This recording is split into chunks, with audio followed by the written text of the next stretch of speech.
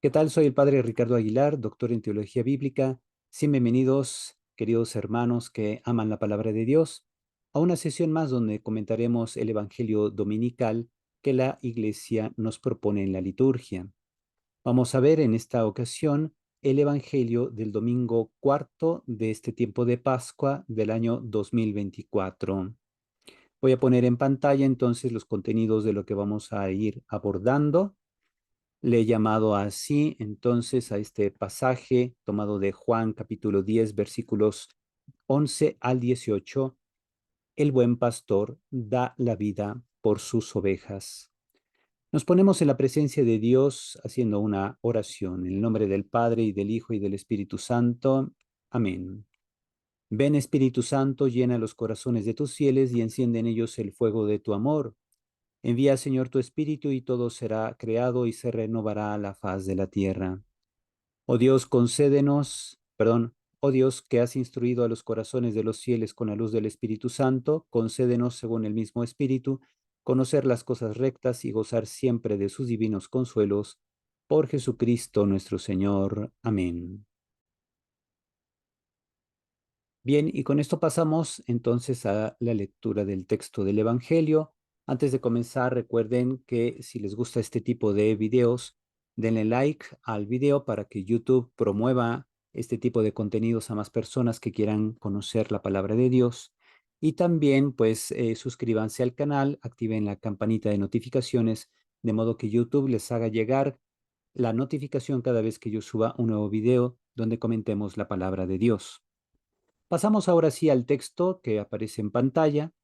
Leemos del Santo Evangelio según San Juan. En aquel tiempo Jesús dijo a los fariseos: Yo soy el buen pastor da la vida por sus ovejas. En cambio, el asalariado, el que no es el pastor ni el dueño de las ovejas, cuando ve venir al lobo, abandona las ovejas y huye. El lobo se arroja sobre ellas y las dispersa, porque a un asalariado no le importan las ovejas. Yo soy el buen pastor, porque conozco a mis ovejas y ellas me conocen a mí, así como el Padre me conoce a mí y yo conozco al Padre. Yo doy la vida por mis ovejas. Tengo además otras ovejas que no son de este redil, y es necesario que las traiga también a ellas. Escucharán mi voz y habrá un solo rebaño y un solo pastor. El Padre me ama porque doy mi vida para volverla a tomar. Nadie me la quita, yo la doy porque quiero. Tengo el poder para darla y lo tengo también para volverla a tomar. Este es el mandato que he recibido de mi Padre. Palabra del Señor. Bien, como siempre, hacemos primero unos comentarios sobre los matices del texto griego. El pasaje de nuestro Evangelio dominical comienza en Juan capítulo 10, versículo 11. Εγώ ειμι hopoimenho kalos, hopoimenho kalos tempsigen autu tícesin hyperton probaton. Es lo que dice aquí el texto griego. Como ven, he puesto así resaltado el término kalos que significa bello o bueno. Pongo aquí la explicación, el adjetivo kalos, bueno, en el texto de San Juan aparece como bueno, tiene como primera acepción bello en el orden de lo estético, pero también significa bueno en el orden de lo ético. Juan lo usa, perdón, para cualificar lo bueno del vino. Por ejemplo, en Juan 2:10, cuando Jesús transforma el agua en vino, se dice que el vino es kalos, es decir, es bueno. También cuando aquí se habla de la bondad del pastor en Juan 10:11 y 10:14, y también se utiliza kalos para referir a lo bueno de las obras de Jesús en Juan 10:32 y versículo 33. El resto del versículo 11 explica la cualidad del pastor. ¿Por qué es bueno? ¿Por qué es kalos? Porque se dice que es perfecto debido a que ofrece su vida por las ovejas. Tempsigen autu, que significa su vida. Tícesin, entrega o depone literalmente, es lo que significa tícesin, depone o entrega hiperton probaton, por las ovejas. La preposición hiper, que aquí es por, significa en favor de las ovejas. O sea, entrega su vida en favor de las ovejas y por eso el pastor es kalos, es decir, es bueno. El versículo 12. Homistotos kai uk on poimen, o sea, el asalariado y que a la vez no es pastor, o sea, no es el dueño de las ovejas, ¿verdad? Hu uk estinta probata idia, el que no es, el que no tiene las ovejas como propias, theorei ton licon erhomenon bevenir al lobo, kai sinta probata kai feugei, y deja o abandona las ovejas y huye. Caijólicos, caijólicos, perdón, harpatsei, y el lobo literalmente atrapa o agarra las ovejas, ¿verdad? Es decir, harpatsei significa arrebatar, literalmente, arrebata, auta, las arrebata, o sea, este es el objeto directo, que arrebata las ovejas, kai scorpitsei, las dispersa. Ajá. Hotimistotos estin kai uk melei auto periton probaton. Es decir, que porque el asalariado es también aquel que no se interesa, no muestra interés por las ovejas. Bien, el asalariado, el miszotos, es la persona que realiza tareas a cambio de una remuneración. Es preferible traducir asalariado más que como mercenario. Yo creo que por ahí hay algunas traducciones que tienen mercenario, pues no, no es propiamente un mercenario porque este último término suele tener una acepción militar y una connotación despectiva, ¿verdad? Mercenarios son, por ejemplo, aquellos grupos pagados, incluso hasta por un gobierno, para que hagan parte de su guerra, como ocurre con algunos movimientos de mercenarios que hay allá en la guerra de Ucrania o en otros lugares. Prácticamente en todos los lugares hay mercenarios. Bien, aquí, en cambio, es un asalariado el que se le encarga a las ovejas por una remuneración económica, pero no tiene una conexión afectiva con las ovejas. Bien, se debe evitar entonces cargar esa figura con un significado excesivamente negativo para resaltar la bondad del pastor. El discurso contrasta al pastor con el asalariado. El punto aquí es mostrar que este último no muestra la misma dedicación y disposición al sacrificio que sí presenta el pastor. Esto se nota ya desde un texto judío que es el Mishnah Baba Mesía, capítulo 7, versículos 8 y 9, un texto judío que ya hablaba de las funciones del pastor, que debía incluso estar dispuesto al sacrificio por sus ovejas. Y entonces, esto también se refiere de Dios, de cómo Dios procura siempre a su pueblo, como ya aparece en los profetas, presentado Dios como un pastor y que hace todo por sus ovejas. Bueno, en el caso de Cristo, que es la encarnación de Dios en la tierra, al menos la segunda persona de la Trinidad que se encarna, pues también tiene una condición humana, una psique, que es su vida humana, su interioridad humana, que él está dispuesto a entregar para procurar la vida de sus ovejas. Versículos 14 al 16. Egoi mi hopoimenjo kalos, repite la expresión del versículo 11, yo soy el buen pastor, kaiginoscota ema, y conozco a las mías, kaiginoskusin me taema, y ellas me conocen. Ajá. Este mutuo conocerse, recordemos que en el Nuevo Testamento, o más bien en toda la Biblia, el verbo conocer tiene una connotación de experiencia íntima. Entonces, cuando una pareja se conoce, pues tienen un hijo. Es decir, cuando tienen una intimidad, llegan a tener un hijo. En el caso de la experiencia íntima de Dios con su pueblo, pues esta experiencia íntima obviamente no tiene connotaciones sexuales, pero tiene connotaciones más bien afectivas, de un amor íntimo que hay entre Dios y su pueblo. Cuando Jesús se presenta como el buen pastor que conoce a las ovejas, a las suyas, hace una referencia aquí a Dios, la imagen de Dios como pastor de su pueblo, que es una imagen del Antiguo Testamento, y entonces Jesús personifica a este Dios que efectivamente ama a su pueblo y el pueblo le ama, ¿verdad? Este amor es lo que va a hacer que se crea en el amado, se escuche la palabra del amado y se crea en él, como también ya viene prefigurado en el Cantar de los Cantares. Escucho la voz de mi amado y le busco, dice por ahí el texto. Versículo 15, Καθώς γινώσκεϊμε, jopater, cagó ginosco tom patera. Ajá. Entonces, del mismo modo que el Padre me conoce y yo también conozco al Padre. Kaitem sigen muticemi, hiperton probaton.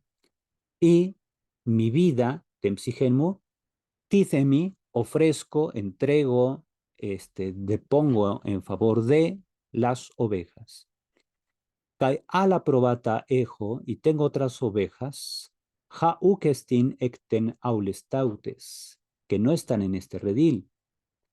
Kakeina dei, también a ellas es necesario, me agagein, es necesario a mí conducir a estas, kaites fonesmu acususin, y escucharán mi voz.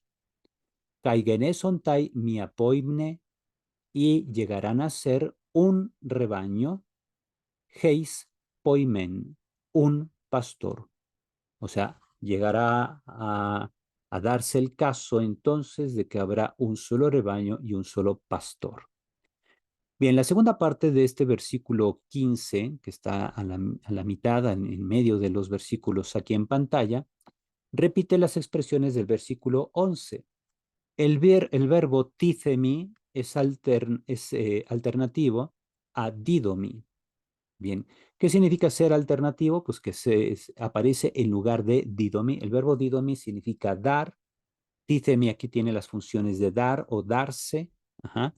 Este último verbo didomi viene testimoniado por el papiro Bodmer 66, el Chester Beatty, que es el llamado papiro 45. Estos papiros son muy, muy antiguos, ¿verdad? Datan prácticamente del siglo III, inicios del siglo IV. La primera mano del códice sinaítico, el códice Besa también, el códice sinaítico que es de familia alejandrina y el códice Besa que es lectura occidental, a pesar de ser de tradiciones textuales muy diferentes, conservan ambos el verbo didomi. Cuando dice Jesús, yo entrego o yo doy mi vida, utilizan el verbo didomi en lugar del verbo ticemi. Ajá.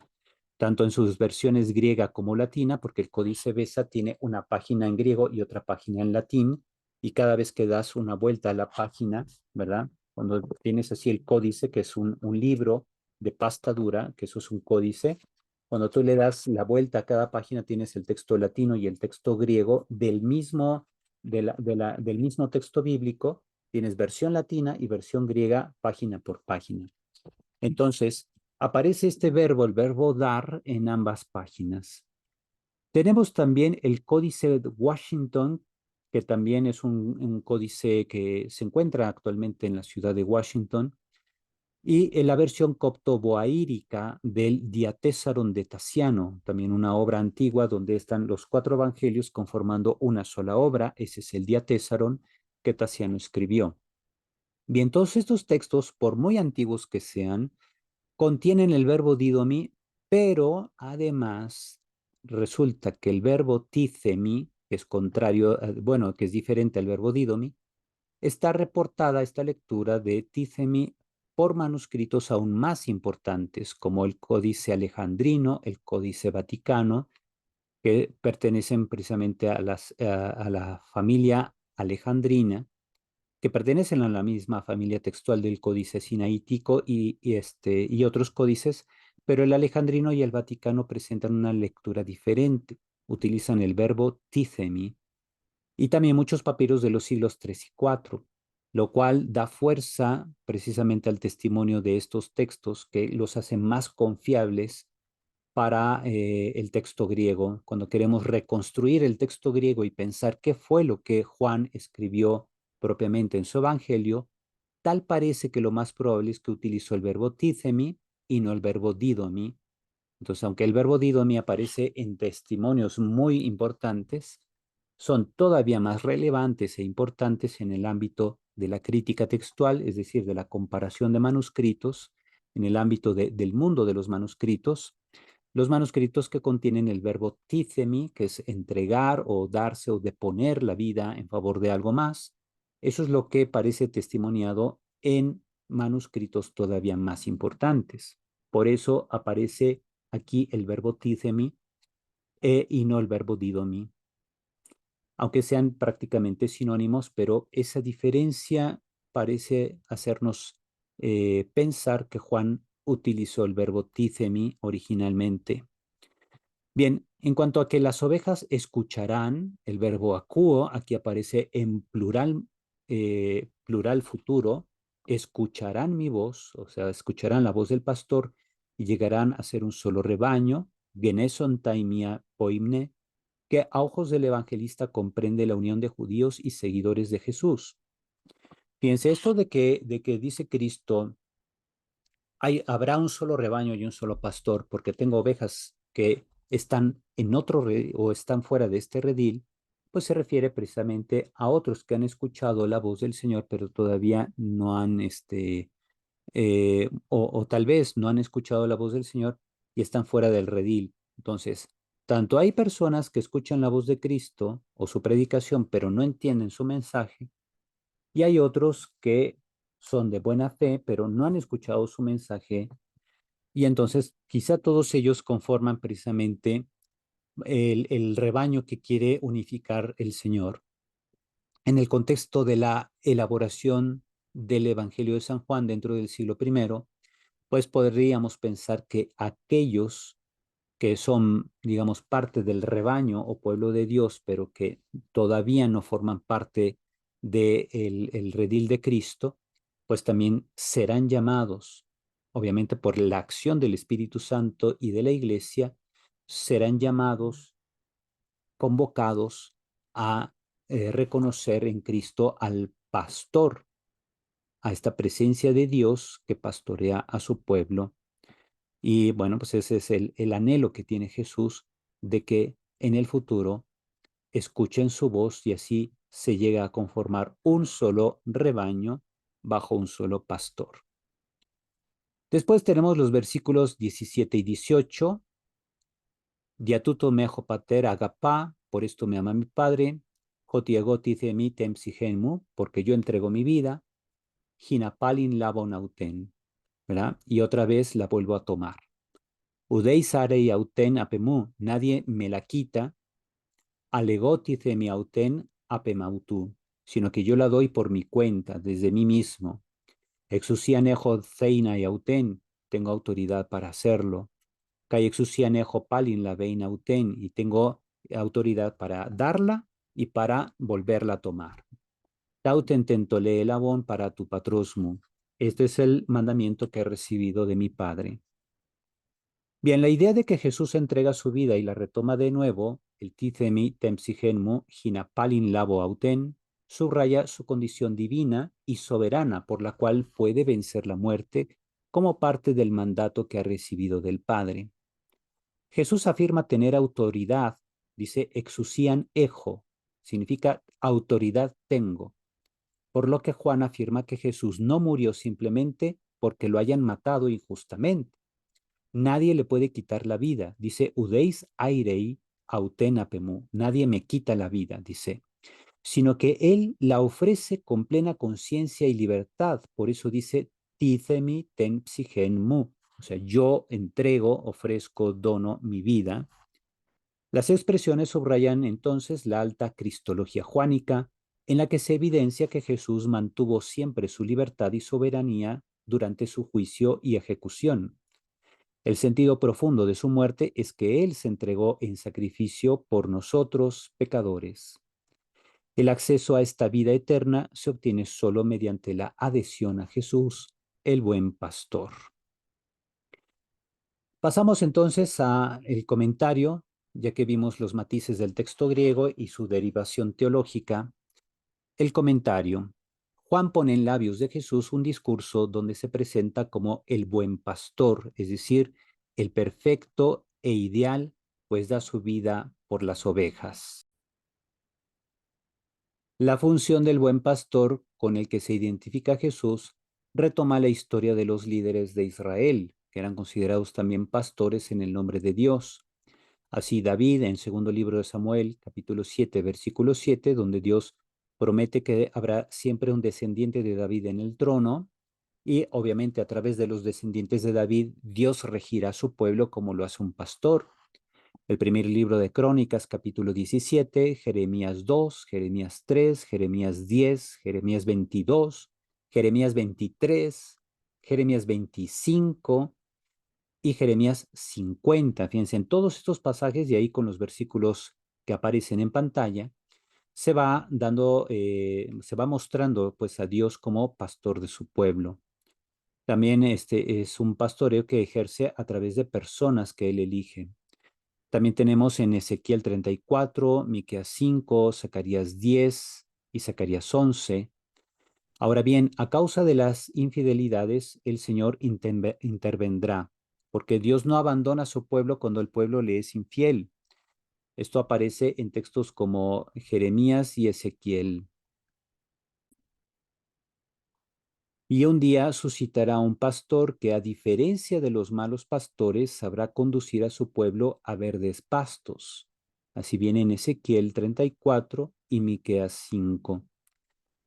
Las últimas palabras del Antiguo Testamento sobre la figura del pastor son las de Zacarías 12:10, relativas al pastor traspasado cuya muerte inaugura el tiempo de la salvación. Este tema es frecuente en Juan 13, versículos 1 al 6. Jesús habla del asalariado que contrasta con el pastor. Un verdadero pastor las conoce o conoce las ovejas por su nombre y no huye en caso de peligro dejándolas a su suerte. Eso es lo que hace más bien el asalariado. La figura del lobo. La figura del lobo ejerce una acción devastadora sobre el rebaño. Venía presentado en el Antiguo Testamento con el pecador que se opone al hombre piadoso, así en Eclesiástico 13:17, o a los líderes de Jerusalén que intentaban depredar, según Ezequiel 22:21. En el Nuevo Testamento, los falsos profetas y aquellos que obstaculizan la misión cristiana son llamados lobos, como se ve también en Mateo 7:15, 10:16 y en Hechos 20:29. En Juan 10, versículos 14 al 18, que son los versículos que nos atañe en este comentario, Jesús explica su misión en íntima unión con el Padre. Jesús habla del asalariado que contrasta con el pastor dueño de las ovejas. El asalariado huye ante el peligro, el pastor, en cambio, arriesga su vida por sus ovejas. Por otro lado, Jesús menciona tener otras ovejas fuera del rebaño actual, indicando que quiere una unidad más amplia bajo su guía. Esta imagen sugiere la unidad entre judíos y griegos dentro del pueblo de Dios, porque el pastor siempre va a procurar unificar a su rebaño, aunque no todas las ovejas jalen parejo, como decimos. De todos modos, él procurará siempre esta unidad, porque hay un solo Dios y un solo pueblo que Dios quiere unificar, que Dios quiere proteger, alimentar, etc. El versículo 17 deja ver que el sacrificio del Hijo, o sea, su entrega por amor a las ovejas, expresa el amor del Padre. La entrega de Jesús a la muerte permite entender que solo aquellos dispuestos a sacrificar su vida la salvarán. El versículo 18 destaca la soberanía absoluta del Hijo sobre la muerte y la vida. Nadie se la puede arrebatar, él mismo la ofrece. Jesús recibió este poder del Padre, lo que le permite dar y tomar la vida. Ofrecer la vida por amor tiene como efecto el recibir la vida eterna como un don. Todo esto es revelación y el mandato del Padre manifestados en el Hijo. De ahí pasamos ahora a las orientaciones para la vida. Partimos primero de unos puntos fundamentales. Actualmente se dice que estamos en la época de la posverdad.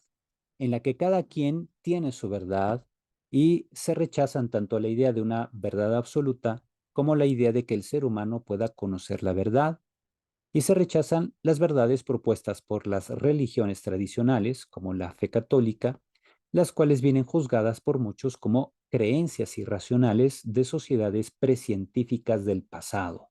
Y así pues nos ven generalmente a los católicos y demás cristianos como retrógradas, como cerrados al progreso y la ciencia y todas esas tonterías, lo cual refleja una gran ignorancia porque también incluso muchos científicos a lo largo de la historia de la ciencia eran, por ejemplo, sacerdotes, eran clérigos. Ajá. Desde San Alberto Magno y otros de Mendeleev y de ahí para acá, muchos científicos han sido también sacerdotes y promotores tanto de la fe como también del conocimiento de las ciencias. En el Evangelio, según San Juan, la verdad consiste en la revelación de Dios en Jesucristo, la cual, más que ser una afirmación teórica, se muestra por medio de acciones.